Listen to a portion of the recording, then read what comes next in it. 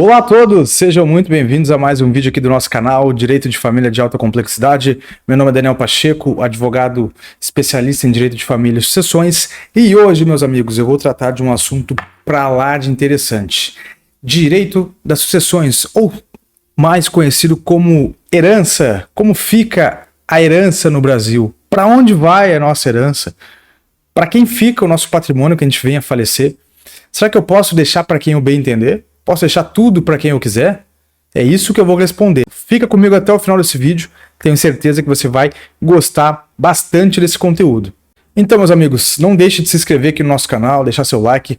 Isso nos ajuda a estar aqui todas as semanas produzindo conteúdo para vocês com dedicação, com esforço, fazendo com que os nossos direitos, o direito dos brasileiros sejam mais facilmente compreensível. Certo? Isso por quê? Porque realmente o direito das famílias, especialmente quando o assunto é sucessão, o assunto é herança, é um campo bastante complicado. Tá? Até mesmo para os operadores do direito, os advogados, que trabalham inclusive na área do direito de família, a gente, por vezes, tem bastante dúvidas em relação à aplicação da legislação. E eu quero comentar com vocês exatamente sobre isso, trazer de uma forma um pouco mais dinâmica, um pouco mais descomplicada, sobre como funciona, o que nós podemos fazer com o nosso patrimônio, nós como pessoas comuns, como pessoas brasileiras, como a lei determina a nossa vida sucessória e patrimonial. Vamos lá. Infelizmente tivemos a recente notícia da perda da cantora Rita Lee. Ao longo dos seus 75 anos, fez uma carreira de muito sucesso na música, deixou aí um vasto patrimônio, esse patrimônio estimado aí na casa de 20 a 30 milhões de reais, veja bem, um patrimônio bastante considerável, evidentemente, além, meus amigos, de deixar também um faturamento mensal médio de mais ou menos 2 milhões de reais, exatamente, 2 milhões de reais, em média, a receita financeira que a Rita Lee auferia, mesmo aposentada, longe dos palcos, sem produzir músicas novas. Claro que aqui é evidente pelo seu próprio patrimônio, que é constituído de empresas, imóveis, investimentos, além dos direitos autorais, da sua propriedade intelectual, que todo artista comumente vai ter. Então isso gera receita recorrente e deve sim ser partilhável. Isso vai ser incluído agora dentro do seu inventário e passado para os seus herdeiros. Herdeiros esses que são os 3 filhos da Rita Lee, Beto, Antônio e João, e o seu marido, Roberto de Carvalho. E aqui, deixa eu te fazer a primeira ressalva interessante, anotem isso, meus amigos. Mesmo que você não seja do campo do direito, que você seja aqui um espectador comum, isso é interessante, hein? O marido, ele é herdeiro ou não? Olha que dúvida, bastante comum essa dúvida. Vamos lá, o que a nossa legislação fala sobre o marido? A esposa, enfim, o cônjuge sobrevivente, o viúvo ou a viúva. Em primeiro lugar, nós devemos sempre analisar o regime de bens como aquele casamento ocorreu. Eu vou levar em conta, e eu não tenho essa informação, ainda não foi divulgada na mídia até o momento da gravação desse vídeo, sobre qual o regime de bens que a Rita Lee casou. Mas levando em conta que o nosso regime de bens mais comum no Brasil é o da comunhão parcial de bens, que diz que tudo que se adquiriu durante o casamento ele vai ser partilhável, é bem comum, tá? Via de regra é bem comum, significa que o marido ou a esposa, quando do falecimento do outro, ele já tem a metade de tudo. Ou seja, ele é meeiro, tá? Essa palavrinha aqui que vocês estão lendo. Então ele já tem a meação dos bens, ou seja, metade já é dele. Aí entra a dúvida, tá, mas se ele é meeiro, ele também é herdeiro? São coisas diferentes. Herdeiro é uma coisa, meeiro é outra. Pois bem, e aqui eu quero te chamar a atenção. No regime da comunhão parcial de bens, como eu te falo, o cônjuge, ele é também herdeiro. Herdeiro do quê, meus amigos? Herdeiro dos bens particulares daquele cônjuge falecido. Vamos exemplificar. Pegar o caso da cantora Rita Lee.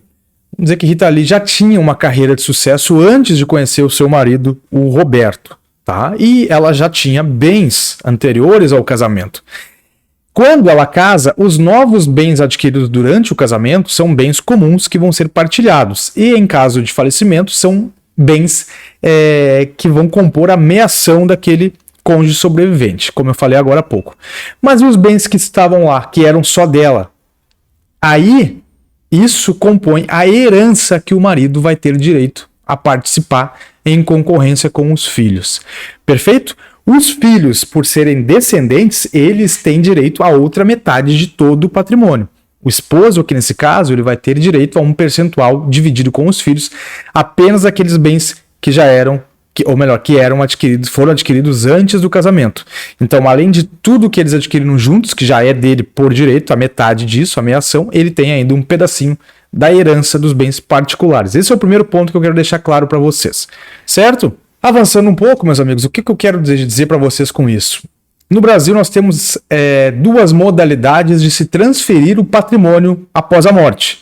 São elas, a primeira, que eu vou elencar para vocês, via testamento, né? Talvez seja a mais comum, mais conhecida do povo, a pessoa que deixa um testamento dizendo para quem quer deixar seus bens, em qual quantidade, quais são seus herdeiros, e aí ela vai dispor de um testamento. A segunda forma é o que nós chamamos de sucessão legítima, quando a pessoa não deixou um testamento. Ela simplesmente falece sem escrever, sem fazer esse documento, sem formalizar, dizendo para quem os seus bens devem ir, para quem o seu patrimônio deve ser dividido, de que forma ele deve ser dividido. Então essas são as duas maneiras que os bens do falecido eles vão chegar aos seus herdeiros. Aqui, meus amigos, eu quero fazer algumas ressalvas, tá? No caso da Rita Lee, como eu disse, ainda até o momento da gravação desse vídeo, não foi divulgada nenhuma notícia acerca de testamento. Eu acredito, muito provavelmente, que ela tenha sim redigido um testamento, né? Até pelo tamanho do patrimônio, é uma pessoa esclarecida, e pessoas esclarecidas deixam um testamento. Então, provavelmente, nos próximos dias vai surgir a notícia do seu testamento. Se ela deixou um testamento, e aqui eu quero te contar alguns segredos sobre isso, o que ela pode fazer com os seus bens no testamento? Porque muita gente não sabe, eu vou te contar agora, você que está aqui vendo esse vídeo vai saber. Vamos lá. Rita Lee tem 3 filhos, ou seja, ela tem descendentes. Se ela tem descendentes, ela já não pode, em testamento, dispor livremente dos seus bens. Como assim, doutor? Não entendi, Daniel. Pode me explicar melhor? Vamos lá. O artigo 1829 vai dizer o seguinte, está aqui na tela para vocês. São herdeiros legítimos os descendentes, os ascendentes, os cônjuges e os colaterais. Quem são colaterais? Irmãos, sobrinhos, tios e primos, e aí vai. Essas pessoas aqui, quando você não deixa um testamento, automaticamente eles é que vão ser chamados a receber os seus bens. Então já vai seguir essa ordem aqui, entende? Primeiro, os seus filhos. Não tendo filhos, vai para os seus pais. Não tendo pais, vai para os seus avós, se existirem, evidentemente. Normalmente não vai ter. E por aí vai. Não tendo filhos, mas tendo netos, vai para os netos. E aí, por diante. É infinito. Essa linha é reta, como a gente chama, tá? Tanto da descendência como da ascendência, ela não tem limites. O terceiro lugar é o cônjuge / companheiro. Aqui, o companheiro tem a mesma qualidade de herdeiro legítimo, certo? Ele está no rol. Então, se não tiver filhos nem pais vivos, o cônjuge ou companheiro ele fica com todo o patrimônio que era daquele falecido. No caso do testamento, nós temos que fazer uma ressalva. No caso do testamento, meus amigos, e eu vou botar na tela aqui para vocês, o artigo 1789 do Código Civil vai dizer o seguinte: havendo herdeiros necessários, o testador só poderá dispor da metade de seu patrimônio. Vejam só que loucura isso. Muita gente pode achar que é loucura. E realmente, aqui há muita crítica sobre essa situação no campo jurídico, mas eu explico para vocês. Se a Rita Lee, falecesse simplesmente sem deixar testamento, quem é que receberia todos os seus bens? Para quem iria a herança da Rita Lee? Primeiro lugar, a metade de todo o seu patrimônio para o marido, porque ele é meeiro, aqui a gente já sabe disso, e o restante, os outros 50%, dividido em 3 partes para os seus filhos, de forma igual. É assim que funciona. E se ela tivesse bens particulares, ou seja, aqueles bens adquiridos antes do casamento, o esposo ainda teria um pedacinho. Ou seja, dos bens particulares nós teríamos que dividir em 4 partes, os 3 filhos mais o marido, além do marido já ter 50% dos bens comuns. Perfeito? Maravilha. O que ela poderia fazer então, Daniel, no testamento? Ela poderia dizer que a casa de campo fica com o filho A, que a coleção de carros fica com o filho B, que a coleção de discos e quadros fica com o filho C. Isso é o que ela pode fazer no testamento. Mas o que quer dizer a lei, então, quando diz que, havendo herdeiros necessários, a gente só pode dispor de metade do nosso patrimônio? Exatamente. Os herdeiros necessários são quem? O artigo 1845 vai dizer, são os descendentes, os ascendentes e o cônjuge. Veja que aqui eu não estou falando em colaterais, tá? Eu paro no cônjuge. Esses herdeiros, quando a gente chama eles de necessários, significa dizer que eu não posso, o testador, aquele que vai fazer o testamento, não pode deixá-los de fora da herança através do testamento. Eles são necessários, eles precisam compor a tua herança. Então, além deles serem herdeiros legítimos, ou seja, se eu não deixar testamento, eles já vão receber pela chamada ordem de vocação hereditária, eu também não posso não deixar nada para eles através do testamento. E quando a lei fala que eu só posso dispor da metade da minha herança, está dizendo o seguinte, olha, se você tem filhos, se você tem pai vivo e se você tem marido ou esposa, você já não pode doar para quem você quiser 100% do seu patrimônio. Você já tem herdeiros necessários. Então, ainda que vivo, você vai ter restrições com o teu próprio patrimônio. Eu sei. Nesse momento, tu deve estar achando isso uma loucura, dizendo o seguinte, como assim? O que esse advogado está falando? Então quer dizer que eu não posso fazer o que eu bem entender com as minhas coisas? Como assim? Eu acabei de vender meu carro, minha casa, comprei outra coisa, eu não dei satisfação nenhuma para o meu filho. Só que falta ter que dar satisfação para o meu filho, aquele fedelho. Eu sei que tu pode estar pensando isso, mas não é bem isso que a lei está dizendo. Significa dizer o seguinte, se tu quiser vender, comprar, usar, destruir, tocar fogo, dane-se, tu é livre para fazer isso. Agora, se tu quiser doar através da formalização da doação, tu só pode fazer metade da tua herança. Metade do teu patrimônio. Por quê? Porque o resto, os outros 50%, já são dos teus herdeiros necessários. Isso não significa que nós estamos falando de herança de pessoa viva. Não quer dizer. A lei aqui, ela institui o que nós chamamos de legítima. É uma proteção para os herdeiros, para que eles não fiquem desguarnecidos do patrimônio dos pais que resolvem doar para outras pessoas de forma livre em vida e deixar eles de fora da herança. É um sistema de proteção aos herdeiros. Tá? Agora, a compra, a venda, a alienação segue livre. É só para deixar isso muito claro. Então, se o pai e a tua mãe quiser usar todo o dinheiro deles, eles vão poder usar. Mas se eles forem entregar para alguém, dar livremente para alguém, eles não podem. Por quê? Porque eles têm que respeitar 50% do patrimônio que é destinado aos filhos. Um bom exemplo disso aqui, meus amigos, é o caso do Jô Soares. A gente teve agora também, há relativamente pouco tempo atrás, a morte do Jô Soares.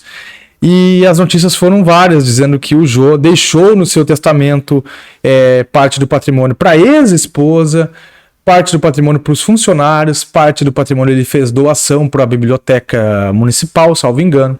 E por que o Jô, então, doutor, tu acabou de falar que ele não podia deixar tudo para que ele bem entendesse, se tivesse herdeiros necessários, ele fez isso no testamento dele? Pois bem, tu já deu a resposta com a tua pergunta. O Jô não tinha herdeiros necessários quando faleceu. Ele teve só um filho e o filho dele era pré-morto, ou seja, já era falecido antes dele. E esse filho não deixou netos, não deixou descendentes. O Jô também não tinha mais pais vivos. E também não tinha esposa, só a ex-esposa. Ou seja, quando você não tem herdeiros necessários, tu pode daí, através do teu testamento, fazer o que bem entender com os teus bens. Se quiser deixar 100% dos bens para uma instituição de caridade, você vai poder. Se quiser fazer em vida uma doação de 100% do teu patrimônio, você também vai poder fazer. Por que no caso da Rita Lee é diferente? Porque ela sim tem herdeiros necessários, que são os filhos e o marido. Então, meus amigos, brevemente eu quis abordar com vocês aqui as diferenças entre o uso de um testamento e o falecimento sem deixar testamento. E com isso, eu te respondo para quem vai a herança da Rita Lee. Nesse sentido, nós já sabemos que vai para os filhos, para os seus 3 filhos, e vai ficar o ponto de interrogação se o marido também é herdeiro. Meeiro, como eu já disse, a gente já sabe que ele é, ele já tem a metade de todo o patrimônio. Resta saber se ele também vai participar da herança. E aqui quem vai dizer isso? O regime de bens e se ela realmente tinha ainda bens particulares, ou seja, antes do casamento e que foram mantidos de alguma forma. Meus amigos, eu espero que esse conteúdo realmente tenha ajudado vocês, tenha esclarecido dúvidas de vocês sobre o assunto. Não deixem de comentar aqui, tragam suas dúvidas, elas podem sim virar conteúdos aqui no nosso canal. Podemos fazer um vídeo a respeito delas. Peço de novo a gentileza de clicar aqui no sininho, ativar as notificações, se inscrever no nosso canal. Isso é importante para quem está começando aqui no YouTube. Isso dá um incentivo muito grande para nós e faz com que esse conteúdo, que é de extrema relevância, chegue em mais pessoas. Um forte abraço, meus amigos, e até o próximo vídeo.